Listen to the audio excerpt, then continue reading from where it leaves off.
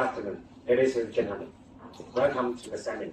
I'm Michael Lee from CYTO2024 Biotech company.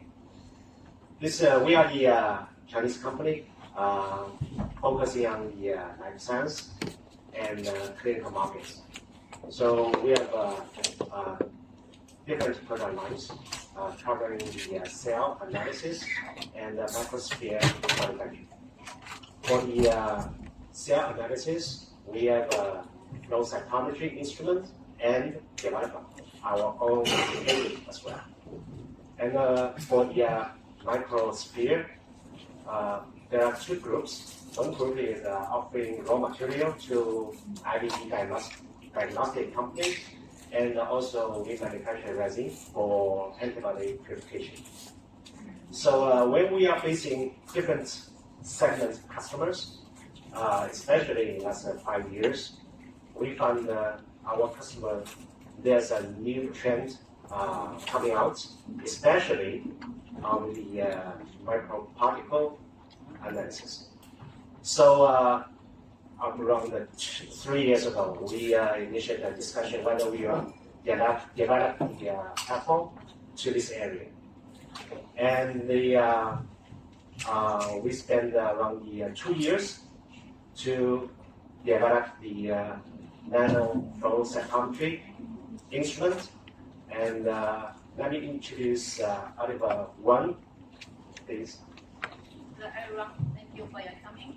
Oliver is a leader for the nano flow cytometry instrument project team, and spent around 2 years leading around the 30 scientists finalize and optimize the instrument.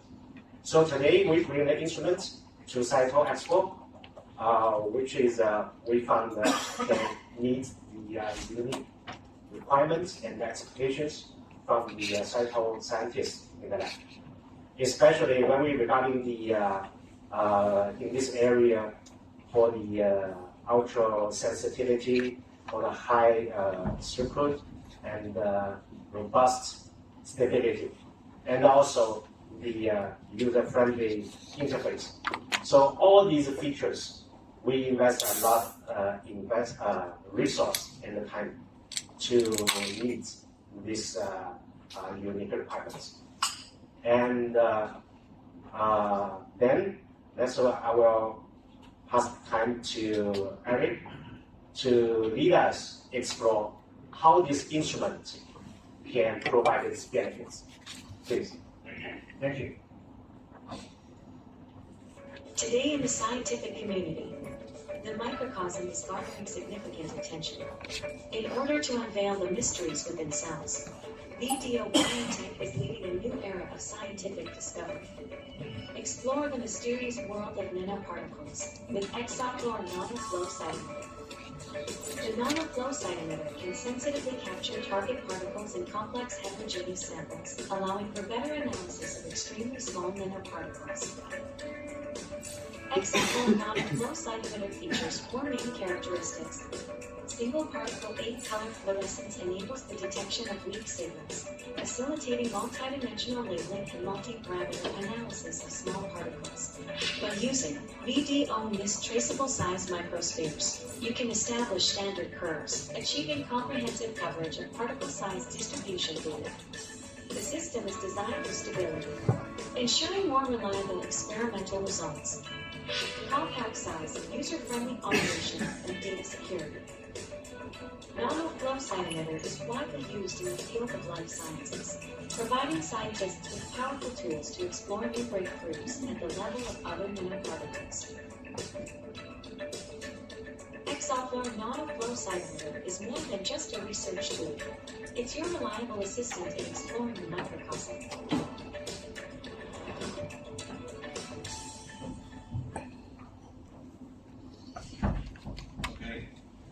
Thank you very much, Michael, for giving me the opportunity to also design our test.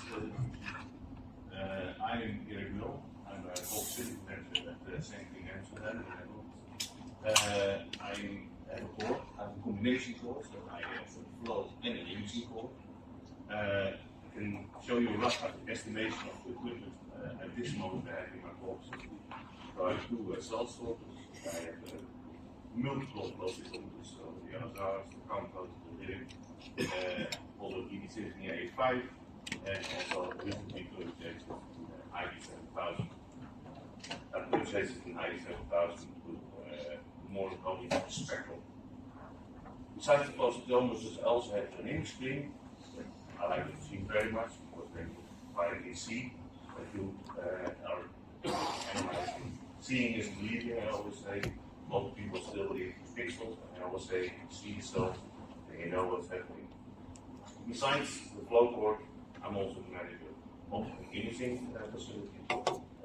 I have three focal systems, a Venom for the scanning air, and three white systems. So you can see with my flow combination with imaging, I cover the whole field, adherent cells, cells in solutions, and also cells who are in certain way of analyzing those macrophages or affects the level of bacteria or other particles. But what is missing in my core? That's the biggest question. I'm missing a dedicated, high-sensitive flow cytometer for nanoparticles.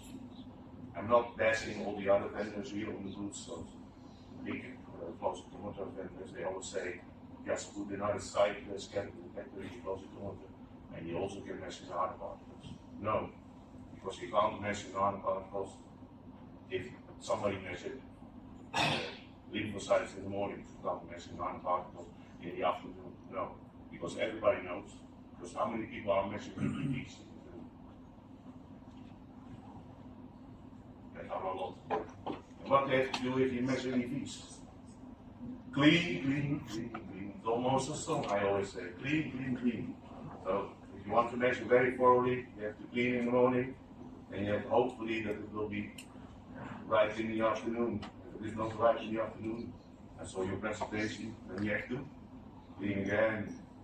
And I always say, what's the difference between a cell and an EV? If you're looking at sizes, I always say to the students and the PhD students on my board, an EV is like a marble. A cell is like a skippy ball. Everybody knows the skippy balls, eh?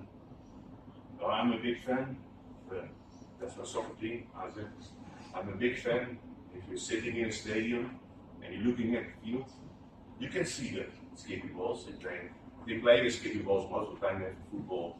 But if you see in the field, you can see the footballs. But can you see the marbles? No, you can't see them. You need something, an equipment to see the marbles. So you put your binoculars, and yeah, I see a marble. But if you see the marbles, you don't see the skippy balls anymore because they are too big. But that's why everybody's saying, yeah, I have a CYTO and I can measure nanoparticles. Impossible. You need a dedicated machine. So I had an opportunity for Michael to test the machine. And why it was interesting, this machine. Why this was interesting.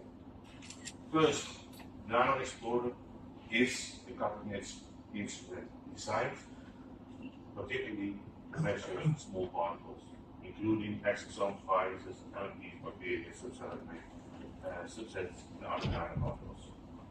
It contains two laser lines, the 405 and the 488 laser line, and you can measure up to 8 colors. Fluorescent channels are measured by APDs. Especially, it has 4 side-scan detectors that are also specific for the machine. It has a size reference function inside the software. So you can use these to make the reference correlation. You can measure deeply actual counting possibility. It's a robust system and it's a user-friendly design. Also, it's the software. Probably a lot of people already saw that it would 52.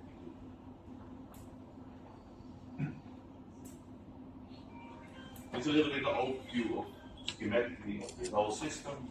I see nicely this is the optical bands. You have the VDMs for the blue and for the violet laser. There's already an option to add 2 extra lasers for the future product. a separate fluidic system, sensor system, and it is in a really nice case built. This is what I already told you. The export and nanophile is 2 laser lines. It's a 4 or 5 nanometer laser line with 120 milliwatts output power. There's a 488 nanometer laser line with 80 milliwatt output power. And it is 4 highly sensitive scatter detectors. 2 scatter detectors on the violet, 4 scatter, and the vector scatter. I will come back to that later to determine the sizes of the particles. Then the exofluor and nanophores is only to detect particle sizes between 5 and 3,000 nanometers. And it can easily distinguish population between the different sizes. Why? Because it contains 4 scatter detectors. And that's exactly can be designed up to 8 fluorescent channels, 4 on the violet laser, 4 on the blue laser. Especially ABD is designed for the specific wavelength. Why they choose the 2 side scatter detectors? The 99% of the signal goes to the first side scatter detector, especially designed to measure small particles up to 200 nanometers. Only a small part of the light goes to the second side scatter detector, and that's for measuring the particle sizes up to 1,000 nanometers. Forward scatter and the back scatter detector on the 2 laser line are designed to measure up to 3,000 nanometers. So it means that not you distinguish the detector between the 2 different side scatter detectors. We did absolute count, so we just absolute counting on the machine. You have test samples, and you run those test samples as a theoretically expected amount of TVs, and we measure the real features currently of those EVs or particles. And we reach the same values. We also did the particle sizing algorithm. That is then, if the machine is installed, then the engineer will do this to make the algorithm, because you need the algorithm recalculate the average value of the amount of size of the particles. This is done by the silica beads with different sized particles. They are all measured one by one, and then the algorithm is calculated. In the software, you can distinguish which effective index you are using in your sample, and that then uses the algorithm to recalculate the sizes of images. It's built already into the software, so you don't have to transfer your data to another software package. You also can do it yourself, so the algorithm is calculated by the engineer, the machine is installed, but you also can do it by yourself. For instance, if you have a huge temperature change in your room or something else, you have to recalculate the algorithm. So you can do it yourself, but it will be indeed provided by video like it. Okay, user friendly, I already told you. The machine has a guided interface, and it has a modular design. I already told you, laser, everything modular. It's an e-signature and also has an audit trail. So it's exactly do what you're doing in the whole software package. Data observed, you can export to FCS 3.1. Statistics can be exported to Excel, and you all template and samples message with all the downloads you make. You can export it also as a PDF file. Then export it to FCS. You also can go to the FCS Express or Photo to analyze your data. Also, this is really important, especially in exosomes. You can place it in a flow net, so you can also use via a biosafety environment. This is a quick view of the software interface. You can adjust how much volume you want to measure of the samples, the events you want to measure, and also the triggers on the fault scan detector. The electronics can handle up to 30,000 events. The carryover between the samples is about 0.1%. It's really low because there's a thoroughly washing between every sample station. And you can measure up to 50 microliters of one aspiration. If you want to do multiple explorations, it's also possible. You can say, I want to measure this sample here, 209 bits. You can say, I want to measure 4 times the same sample. That's also handy because it is compatible with the 500 flow cytometry tube, so you can add more volume, and you also can use 1.5 or 2 microliter ethanol. This is also very important. You can adjust the flow speed. I always say, people who work with EVs, they know you have to do it slow. Slow, slow, slow. Everybody, and you see on the other boots, they want to sort 20,000 events per second. With EVs, you do it slow. All the people, the researchers in the EV fields are relaxed people because they know you have to clean a lot, cleaning, and then you're going to measure, slow. And why you want to measure slow? Because you measure better, you get better results if you do it slow. You can adjust the slow speed, but if you are in a hurry, you can do it. So you can adjust it from 1 microliter up to 5 microliters per minute. So it will take some time. But you know, the slower you measure, the better results you get. This is also very important. If you look at the front of the machine as you go to the booth, you see in the front is a small door. In that door there are 3 filters. There are 2 filters for the sheet. The sheet fluid goes via 20 nanometer flow filter, then it goes through a 5 nanometer flow filter, and then it goes to the flow cell. That's important because you want to have the sheet as pure as possible. Everybody knows you need 3 further field, you have to filtrate. Don't trust the DDS you buy from the manufacturers because this fall off one particle. There's another filter, and that is for your cleaning solution. That also goes to the filter, 20 nanometers, because after the whole working process, you also have the cleaning machine overnight, and that's also good. The replacement is of the filter is also monitored in the software, so it gives a signal when you have to replace the filters. It's important. Everybody knows filters are also expensive, and you always want to go as far as possible with the filters. But to be honest, the custom machine, it will say that you have to change the filters. Okay, everybody knows this scheme, the 7 steps to measure properly EVs on the was of the old blood paper, and you know that you have a lot of steps you have to do to prepare your sample in the proper way, etc. To get all the things up and running.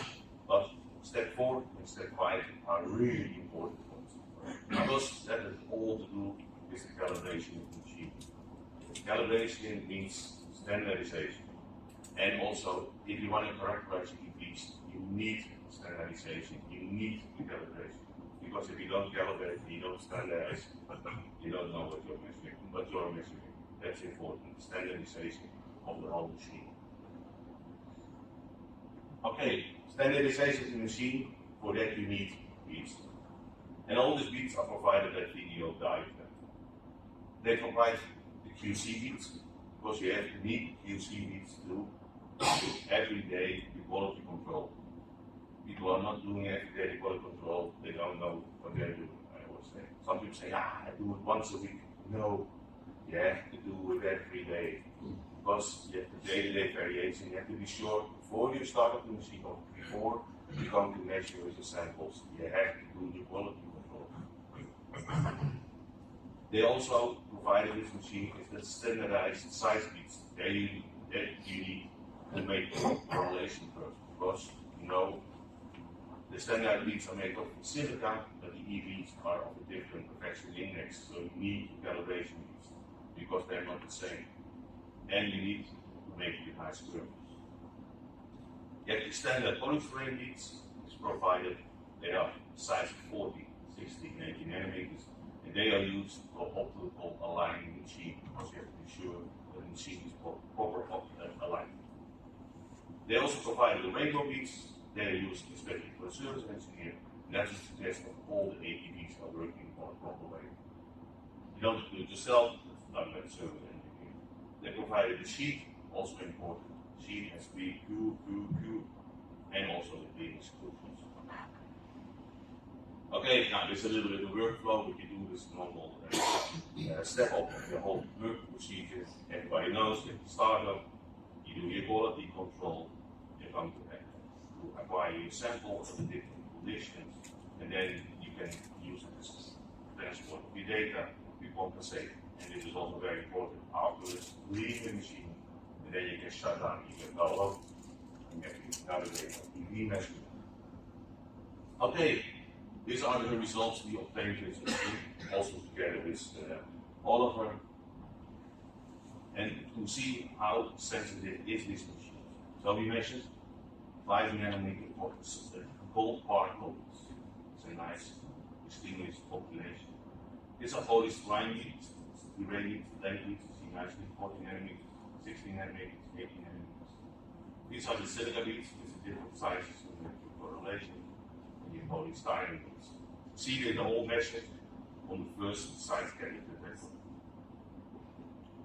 Here you see that we go on different bead sizes. Here you see that these sizes are measured on the second size category. So then it goes up to about 100 nanometers in diameter of the beads. And the fourth scatter and back scatter are used to determine close to 3,000 nanometers. You see nicely that you can't measure small particles anymore because they all fitted up. Noise in the first beat. This is back scatter. Here's an indication of the measurement of the 8 peak beats on the different detectors. So I already mentioned the 4 or 5 here, 4 APD detectors with different channels, and we have 4 detectors of the blue layers. Here in the right side is the different band passes in front of the APDs for the different colors that we measured. So BD4, 91, and APC, and BD. But for all the folks we did well, it's already known, but a little bit band passes for each different little colors. Here is an area that goes through the panel to make the correlation index for the refractive index. See nicely here, the other side is not predicted. Here the correlation is the silica beads correlation curve, and this is then the estimated EV curve in correlated in the machine. It's already in the machine, so you don't have to transfer to another data analyze software. No, it already is, can calculate the sizes of the EV particles. Okay, then what results we obtained from the machine. Romy did this, the PhD student on the lab. She went to China, tested the machine for a week, and this is the results we obtained. Here you see we analyzed exosomes in plasma. We added CD81 PSA7, so it's measured on this. Detected on the blue baseline is 730. We also integrated the plasma with CD9. You see nicely here on the line for 440. You see a nice signal here. This is the combination of those two antibodies in this plasma. Exosomes. Here we measured unstained, so you see the unstained on this channel, unstained on this channel. It's a little bit overdone, but here is the double population. Two different detectors. We also measured lipid nanoparticles. They're much smaller. Here you see nicely the incubator is CYTO9. Here's some C missing. We measured the same channel also with big image 26. So memory is the combination. See nicely here a positive signal. We see here a positive signal, and here is nicely distinguished between those. Also here we measured the unstained as the reference group. Also that's a really important piece. Controls. That's the most important part. You see something that you always have to measure. You have to measure the TDS, also all the samples. We also did measure the MSC's exosomes, exactly the same. This is the unstained sample. incubated the MEC exosome CD9 to the CYTO2024 CD9. And then we did the control with CYTO, so we added triton glycine exosomes. Now, hopefully, you get it completely done. You already see that we didn't decrease the amount of EVs sufficient enough. Probably we have to add extra EVs because it's also different in the different samples you have. Sometimes you have to add more or less to the triton to get all the EVs licensed. As a conclusion, to be honest, you can see the X-coated nanoplasmid cutting-edge machine is primarily designed to characterize biological nanoparticles, including exosomes, viruses, LNPs, bacteria, subcellular subunits, and other nanoparticles. Consists of 2 lasers, 8 channels, 4 scatter channels. That will be really nice. There's already a size reference function built in the software. There's a capabilities to do a beat-free absolute counting option. It's robust and really user-friendly. And you can fix it as a good video. And now the floor is open for questions.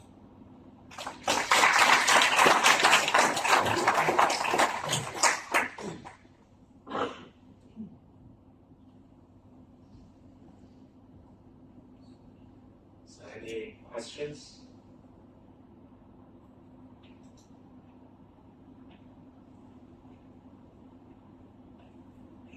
Thank you for your talk. Are the lasers collinear? No. They're spatially separated. And what is the method of sample introduction? Is it a vacuum-based system? Is it a syringe pump? Syringe pump. Okay, thank you. Any word about adding a red laser? Is that possible? Yes, in the future. That's It will be an extra, probably not for another 8 weeks, probably another 3 days. another 3. Okay. Right. And it will be maybe also in the 633 nanometer laser light. Also will in the future as future plans added. But then we get another extra 3 pictures. Thank you.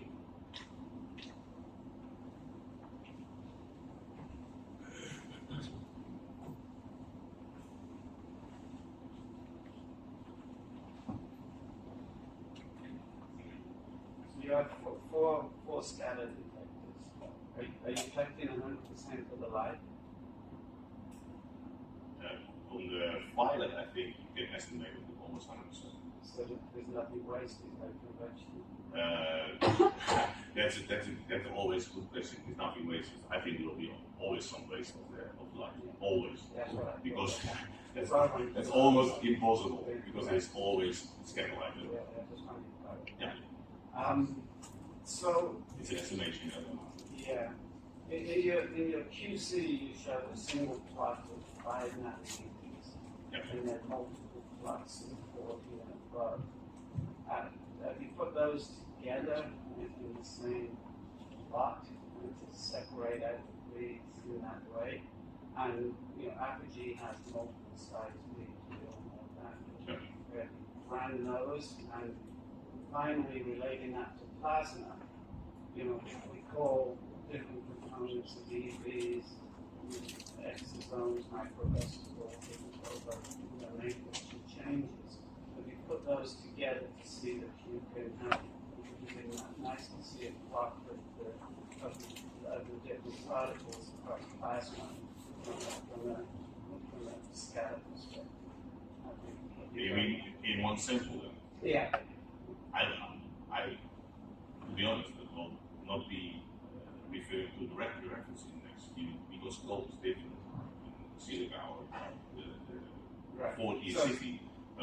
You always do that as a single measure. You measure your 5 nanometer as a single, and you measure your all these ratings as single. So I was saying you it's silica. separate them as You a can always do vacuum. it separate. Then you see it here. You can do the estimation of the size. Right. I will never put it in one tube and just let it mention. Yeah. Because in the software you can easily, there are multiple ways to say, okay, I'm now measuring gold samples, higher effects it's in the software. And then the machine knows that I'm now going to measure gold particles. Measure positive rate, Yes, certainly. I will never do that. And your fractive index is already pre-calibrated. That's calibrated, please calibrate that system. Yeah, okay, thanks very much. Sir, how often do you need to change the machine filter? The machine will monitor it because it depends on the amount of hours. If the machine is used 7 days a week, then you have to change the filters more. So the 20 nanometer filters will be replaced, I think, every 3 months. The 20 nanometer filters will be replaced in 3 months, 6 months, and the 5 nanometer every year. But if the machine is used more often, I will recommend to have to change it more. I am impressed with the size of the sheet mover. It's just now I was downstairs at the booth of the CYTO and CYTO. If I'm right, I think their sheet mover size is 200. So Yeah, that's the it same. be better. Yeah, that's the same question. 5. Isn't there same? Okay, then I think if you want to measure EVs, you have to go down into the filter. It's true that the 5 nanometer filters are also more expensive. That's why all those other bigger vendors who also make a lot of themselves and these on the other side, they put in cheaper filters. Why? It's not so big. If you are going to make a little size of big cells, you don't need the 5 nanometer filter. You use this board. Use. Yeah, you can keep here. No problem. Thank you. You can't measure T cells in the morning, EVs in the afternoon. That's impossible. Clean. There you go.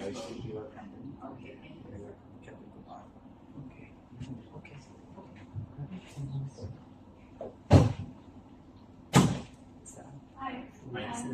Thanks, Eric, for the nice presentation on this interesting system. So if I understand correctly, you have 4 rocket detectors. I've only seen the data here from the pilot, 1 and 2. Have you looked at the forward of the blue side scatter on the EV measures, the samples that you measured, and try to convert that sensitivity to the violet? Like, are you able to get extra information from the blue scattering system? No.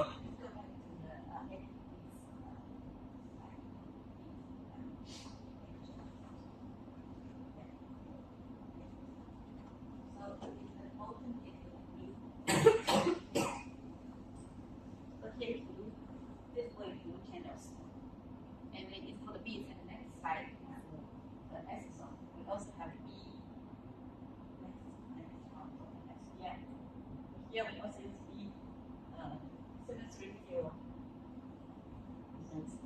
Then it's not the fluorescence then? I think you pinpointed in the forward scatter and the back scatter the light when you use that to determine comparisons, the size measurement of your EVs by combining them with the violet size. Exactly. I have to come back to you. So if you're able to distinguish like different sizes of vesicles with different scattering populations as well. Yeah, probably you can also use that the height and the width to get a better distinguish between the populations. Or not?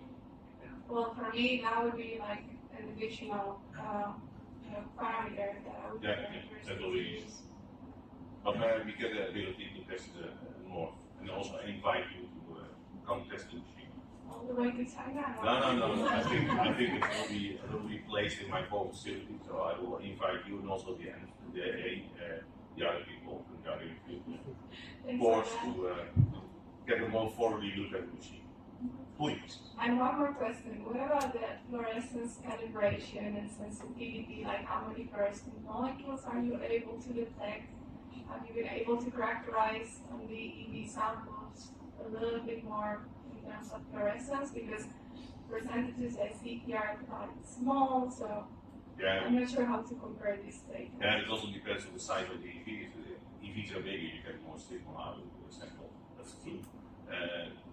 I didn't test it so thoroughly that I can do an estimation of the amount of photons of the EV. can imagine that if you really have small particles with only a small amount of photons, the bigger the EVs become, the more signal you get out. Yeah, we have to test that.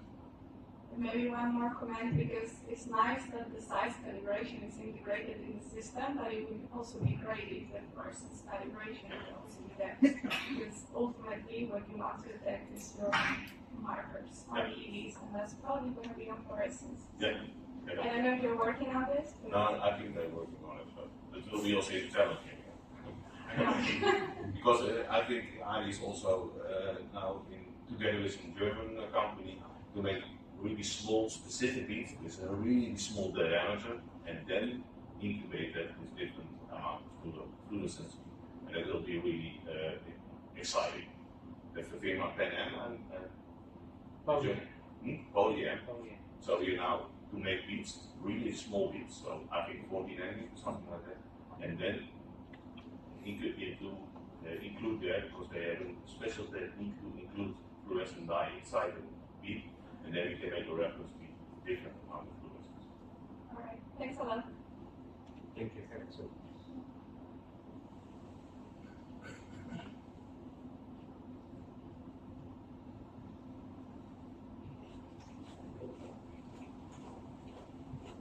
Hi, Eric. Just a simple question. What kind of sheet of fluid is used? Because I can imagine for the small filters that you have a preference or maybe advised what kind of sheet of fluid you would use for the instrument. I really don't know. Also provided by the visual Yeah. I think it will be PBS. It's a secret. Oh, this is a secret. Oh, that's a secret. I didn't know that. That will be interesting. But it's provided, so a lot of people are using all PBS. It's provided sheet fluid, also extra pure and extra. Okay? Yeah, please. Is it still time? Yeah, you always can ask questions. You know, I can talk about this for hours. Yeah, I know. You're really EV, yeah? So cleaning takes hours, discussion takes hours. No. I'm not joking. Just curious about concentrations and like swarm detection. Did you look into that? Like, how is the dynamic range on this instrument? If we're talking about a slow flow rate, like how many particles per ml can you detect? Is that like a minimum or a maximum? And the machine can handle, I think, maximum about 34,000 events a second. That's the max. But I've always called it the theoretical max of the program. But I'm more interested in the concentration. Yeah. So because you mentioned you can do like absolute counting. Yeah. So did you translate that into like 10 to the 6 particles per ml, or like are you in swarm if you go to 10 to the 12 particles per ml? Is that something? I just heard you an hour before nice talk about dilution of the samples and prevent swarm and then get exactly the right concentration. The reality of that question is it's really sample dependent. Yeah. Sample dependent time flow rate of the machine, you have to actually just do the circulation. Yeah, I know that at least the instruments I have characterized, you're able to, like for a certain type of EV, of course, you're able to characterize and give a kind of dynamic range. And you need to know this if you're starting to measure samples, otherwise you're completely in the dark. But again, it ties down to the flow rate, right? Yeah. So a lot of instruments will have fast or slow. I think a lot of them start at 10. So I'm used to working in this range of 1 to 3. Yeah. So then it just comes down to dilution. Figure out the output. But again, you figure out the range. Yeah. That would also be great information to have. Yeah, use on follow-up experiments.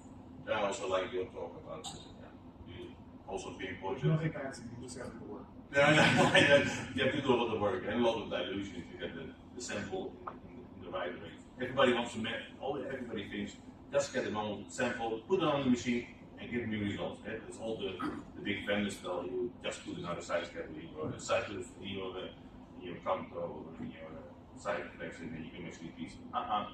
Impossible, because too many of these, there really goes a lot of EVs through your laser beam, and you want to be sure that not one EV is containing 10 small EVs. to be sure that the measurement will use. Because the machine makes it, and it makes a few pixels, obviously. That's why I love the image, because then you know the pixel is really itself of this problem. Other questions? You have another question? I was going to consider the same kind of question. Is if we want to measure, it can be very slow to measure. You take one like items, but the sampling rate of the detector and the conversion or ANC is very independent. Is what's the sampling rate of the detectors? In the kilohertz. Is it high or low? I don't know. Okay.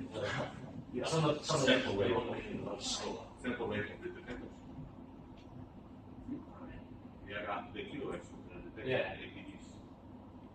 And with the newer machines, they're getting faster and faster and faster, and then you can sort of analyze them quicker than EPs, you don't have to be waiting hours and hours. In fact, it's just fine to go. Okay. Let's go back to There's something actually we'll discuss it. We'll discuss it. Okay.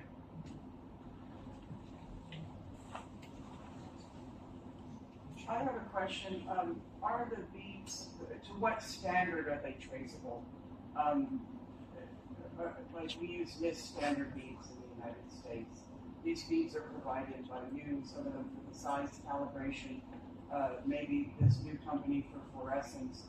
How are they characterized? Are they electron microscope measured for validity lot to lot to lot? How do we know against what standard are they measured? Ooh, that's a good question. I can't answer. Currently, our beads is not actually not the yeast.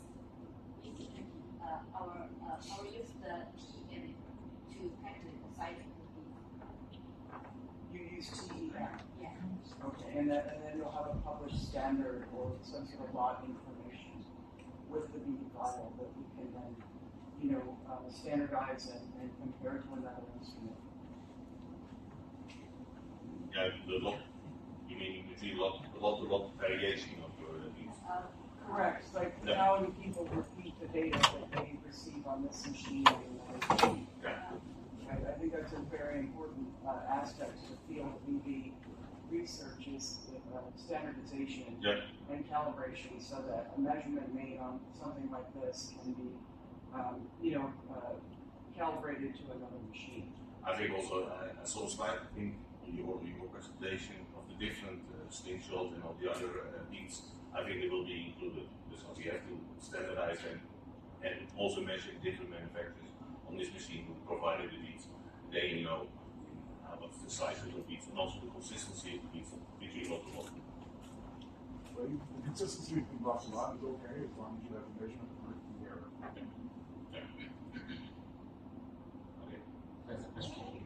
Okay. Yeah, very good presentation. Thank you. Thank you. The question from your presentation, I understand is that size of the discussion. Size of On the size that I feel, if you yeah. 40 nanometers. I'm looking at this brochure that I got from this nice package. Thank you. The question is about AAVs, which have size of about 25 nanometers, and these two we show that it can be tested by size together. So how is it possible?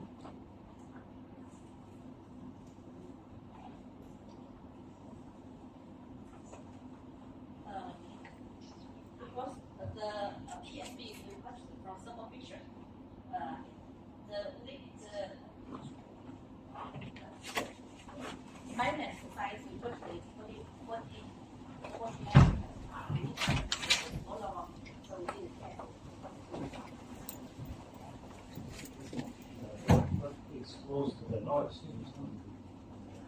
Sure. Is the 40 nanometers? Well, my point is that AAV have probably a lower refractive index than compared to polystyrene beads. I don't see how you can detect them from one size together. Our signal is divided three kind of tests, H, A, and W. So we can use that to indicate the possible noise. Thank you. Okay.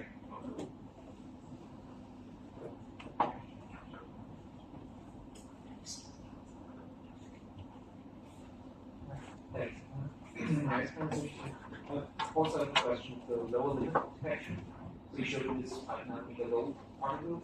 And if you look closely, there's certain the channel width that's not high, what we showed. So I would suppose that it's because of the noise mentioned, because you can really distinguish from the noise, but you can see there are signals with greater width. Exactly. To be honest, I didn't write the brochure. It's just. I'm really honest. I didn't write the brochure, but yeah, probably they pictures give a nice difference between them. Okay. And that's I think more in a commercial way of thinking. Yeah. Because the other machines have a limited range of 7, and this machine they show that they have a limited range of 5 millimeters. In commercial way. Okay. So you wouldn't try to count something? No, only show that it's possible. Okay. Okay. Thanks. It's a really honest answer. Okay. Please visit at the booth. The machine is operational, so you can have it off to them all. Thank you. Okay.